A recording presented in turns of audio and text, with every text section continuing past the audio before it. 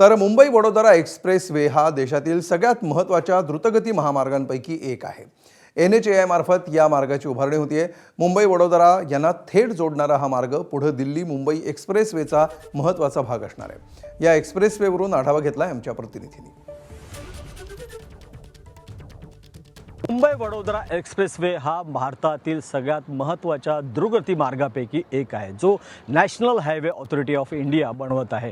हा जो एक्सप्रेसवे आहे हा मुंबई वडोदरा असला तरी त्यानंतर पुढे तो दिल्ली एक्सप्रेसवेशी जोडणार आहे। त्यामुळे हा महत्त्वाचा जो महामार्ग आहे, हा प्रकल्प पुढे दिल्लीपर्यंत जाणाऱ्या दिल्ली मुंबई एक्सप्रेसवेचा महत्त्वाचा भाग ठरणार आहे।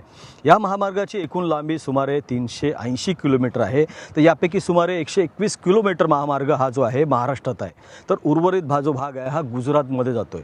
हा 8 पदरी लेन प्रवेश नियंत्रित एक्सप्रेसवे असून भविष्यात तो 12 पदरी करण्याची क्षमता या ठिकाणी ठेवण्यात आलेली आहे। आणि यामुळे सध्या मुंबई ते वडोदरा रस्ते प्रवासाला आपल्याला 8 ते 10 तास लागतात आणि हा एक्सप्रेसवे पूर्ण झाल्यानंतर प्रवास फक्त 3.5 ते 4 तासामध्ये पूर्ण होणार आहे। त्यामुळे सुमारे 4 ते 5 तास आहे जे आहेत हा प्रवासाचा वेळ वाचणार आहे। हा एक्सप्रेसवे पूर्ण झाल्यानंतर तो पश्चिम भारतातील महत्त्वाचा असा हा एक्सप्रेसवे ठरणार आहे। त्यामुळे महाराष्ट्र आणि गुजरात या 2 राज्यांना आर्थिक, औद्योगिक आणि पर्यटनला जोडणारा हा महत्त्वाचा महामार्ग ठरणार आहे। प्रभाकर कुडालकर, ABP माझा, मुंबई वडोदरा एक्सप्रेसवे।